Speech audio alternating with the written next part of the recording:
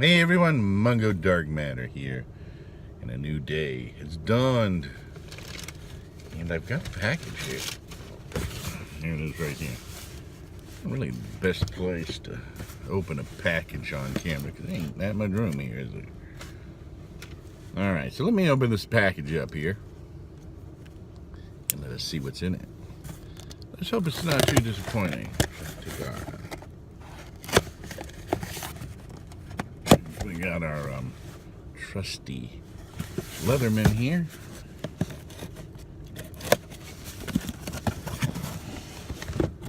All right.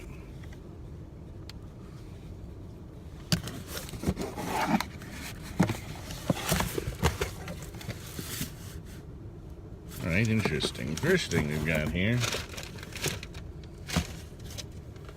is a Minolta Maxim 300 SL, 300 SI. This is supposed to be new. They don't make these anymore. And it's an SLR 35mm camera. And the reason I got this is, well, I intend to shoot some black and white pictures with this.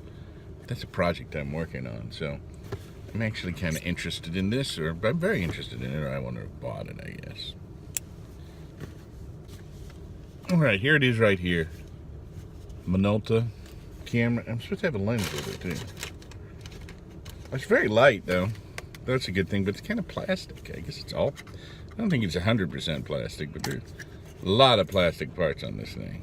It's like it's part metal too.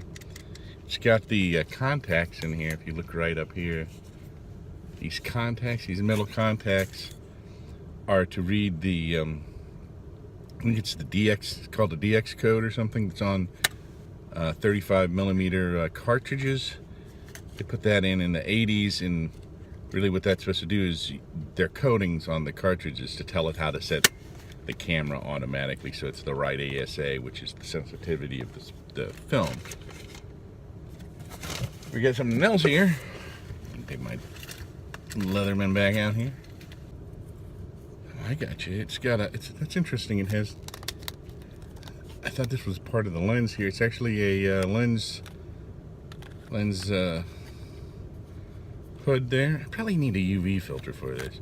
Usually, you put a UV filter on to not only filter out UV rays, but a UV filter doesn't.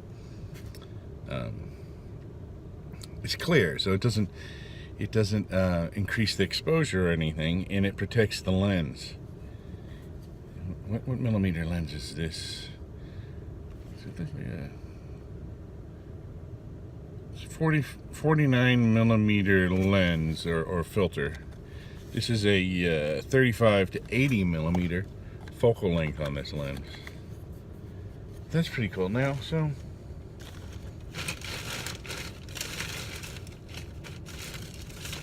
that's kind of a really cheap lens strap with it, but that's pretty typical. Or was pretty typical with these cameras. Alright, I thought I had a battery here with me.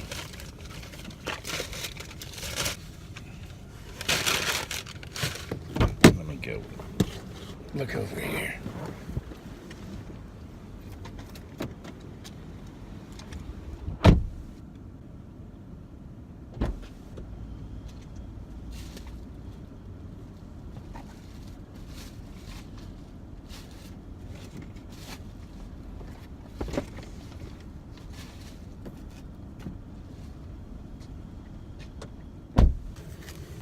We do have some film here. Let's take a look at this. Got 3 packages of Tri-X 400 ASA. So anyway, I want to do some black and white images.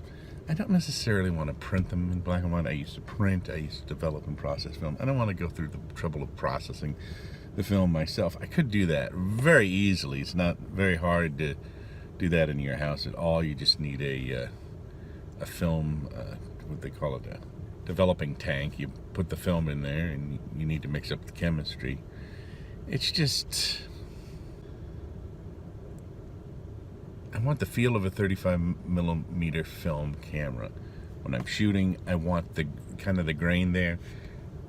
Tri-X is a more grainy film, but ironically, if I were still shooting film, I would probably shoot a slower speed so that I'd get finer grain.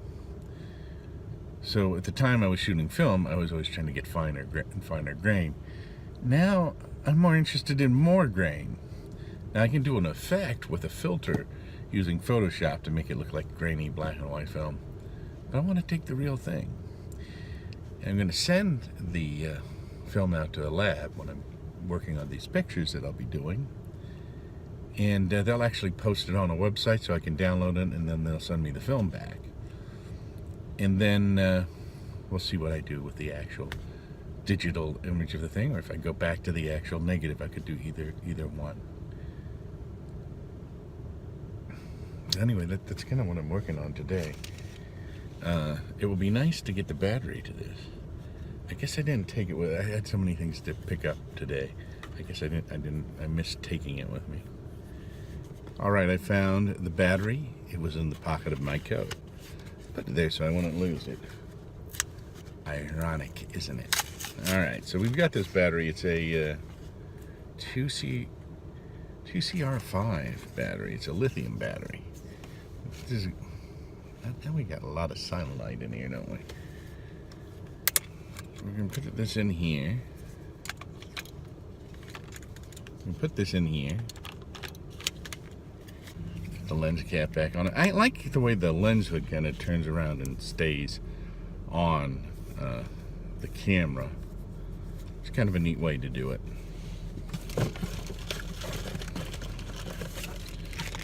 I'm wondering if I want to put this camera strap on it. It is a cheap camera strap, a very cheap one. Some better camera straps, or I could get a better dedicated camera strap. I don't know. I'm gonna hold off on that, I guess, for now.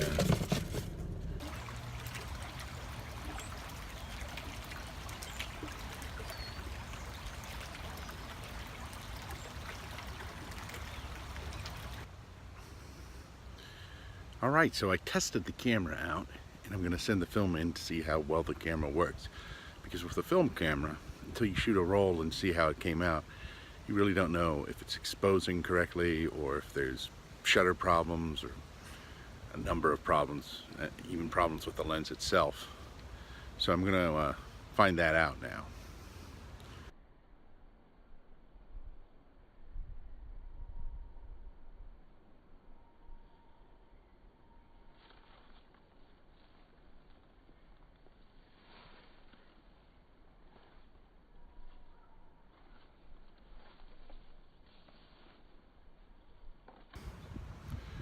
It was an interesting experience shooting with a 35mm camera again for the first time in a long while.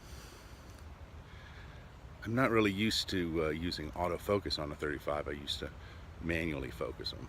Also, not used to the sound of the film rolling in the camera, which I used to be very used to that, because I mean that's part of a film camera. The film rides through, and this has an auto advance auto wind camera, so it winds the film through as you click it, and so you can hear it clicking through. So that's something that's pretty interesting.